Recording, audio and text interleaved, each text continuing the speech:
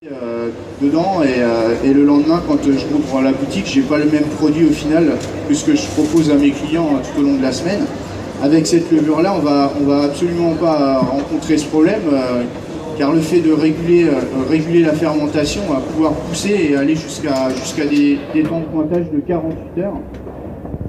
Pour la petite histoire, dans mon entreprise, donc je suis passé à 100% d'utilisation de cette levure-là, donc que ce soit sur le pain de tradition française, les spéciaux et notamment aussi sur la viennoiserie. La viennoiserie, les pâtes levées feuilletées, les brioches. Et j'impose à mes collaborateurs de travailler sur des temps de pointage d'un minimum de 36 heures. En fait, on joue vachement sur les arômes, ce qui permet aux clients de vraiment apprécier, de vraiment avoir un pain de tradition avec tous les critères que l'on recherche sur ce produit qui représente très bien la France. Donc suite de l'explication sur son comportement, après le pointage, on va la sortir du froid positif et la laisser revenir. Les levures vont se réactiver gentiment, ce qui va nous permettre en fait d'avoir une malléabilité, une texture de pâte beaucoup plus sympathique et qui va nous permettre d'avoir une régularité dans le travail, notamment sur le préfaçonnage. En fait, quand on fait des grosses quantités, des 200 baguettes à la fois, on va avoir la chance de pouvoir avoir une régularité, donc une texture de pâte de la première jusqu'à la dernière qui va être identique. Ce qui va permettre par la suite pour le façonnage une régularité et un produit de grande qualité qui se retrouvera sur la suite de la panification. Comme vous pouvez voir, j'en ai coupé une exprès pour vous montrer. Donc on obtient vraiment un alvéolage superbe, magnifique. La croûte est vraiment très très fine. En général, on a remarqué que souvent sur les baguettes tradition en boulangerie, la croûte est toujours un petit peu plus épaisse, donc des fois c'est pas très agréable pour faire des sandwichs, même pour manger. Là on a vraiment une croûte qui est très très fine et un produit qui est très doré. C'est pas un jeu de mots, désolé. Donc c'est vraiment plutôt sympa, on obtient vraiment une couleur magnifique. Et pour la petite anecdote, hier je me suis fait plaisir, j'ai demandé à Stéphane Lacroix si je pouvais m'amuser un petit peu avec cette nouvelle levure et avec un pointage de seulement 16 heures. J'ai pu hydrater à 75% sur ce produit. C'est plutôt pas mal.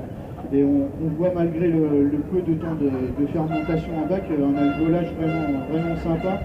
On peut voir une irrégularité de l'anis, ce qui caractérise vraiment bien le produit. Bon, vraiment dans les critères que l'on recherche et cette levure cible vraiment bien tous ces critères très importants. On va parler aussi de la réaction au four. Donc en fait cette levure là, le fait qu'elle développe beaucoup moins d'acidité qu'une levure ordinaire, elle va permettre à la structure de pâte, donc notamment au réseau glutineux, d'être de meilleure qualité. Et lors de la mise au four, on sait très bien qu'on crée un choc thermique lorsqu'on pose la baguette sur la sole. Donc les gaz vont avoir l'effet de dilatation et grâce à ce réseau qui sera de meilleure qualité, la dilatation sera beaucoup plus importante et on obtiendra des produits beaucoup plus volumineux. Donc qui dit produit plus volumineux dit poudre plus fine. Poudre plus fine et donc plus de croustillance. Donc à la mâche on va le ressentir. Le client va vraiment apprécier d'avoir une texture en bouche différente et beaucoup plus agréable, notamment pour les personnes âgées qui pourraient par exemple s'abîmer le palais ou bien ne pas pouvoir mâcher parce que la croûte est trop épaisse. Là non, au contraire, c'est plutôt sympathique. Pour en revenir au volume, j'ai aussi pu constater en employant cette levure sur de la viennoiserie une augmentation du volume des produits. Donc ce qu'on a fait, on a travaillé un petit peu, ça a pris à peu près une semaine et on a réussi donc, sur les résultats à réduire le grammage de chaque pièce, donc en croissant et en pain au chocolat notamment. On a diminué de 5 grammes, donc si vous faites un calcul juste comme ça pour la petite histoire, un calcul de quantité de viennoiserie à l'année sur le coût de revient du kilo de pâte levée feuilletée, vous allez avoir un total économie sur l'année qui va, je pense, vous faire sourire et vous faire plaisir. Donc ce n'est pas du tout un produit qui incite à l'achat, et comme on peut l'entendre en ce moment. Bien au contraire, c'est un produit qui est très intéressant. Je vous conseille de l'essayer, car vous serez très certainement surpris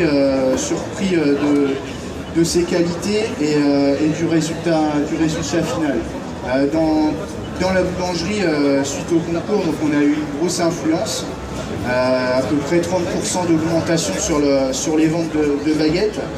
Et dès l'instant où j'ai mis en place cette nouvelle levure, certains clients faisaient la remarque et demandaient si on n'avait pas changé de boulanger, parce que la baguette avait plus du tout le même goût et elle était meilleure.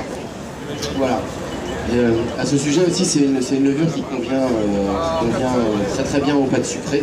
Donc pour tout ce qui est croissant, brioche, enfin toutes les pâtes qui contiennent du sucre, c'est vraiment l'idéal aussi. Elle réagit vraiment mieux.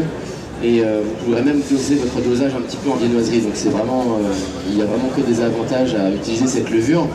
Je vous ai coupé quelques petits morceaux pour ceux qui veulent goûter, pour vraiment goûter le croustillant de la baguette. Madame, Bernard, n'hésitez pas.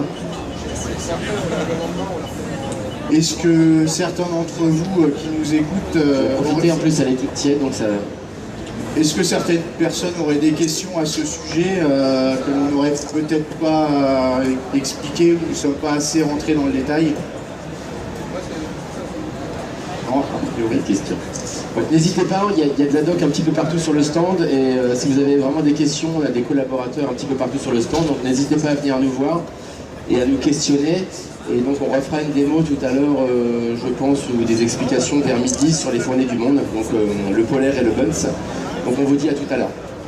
À tout à l'heure, bon salon et bonne journée. Bonne journée à tous.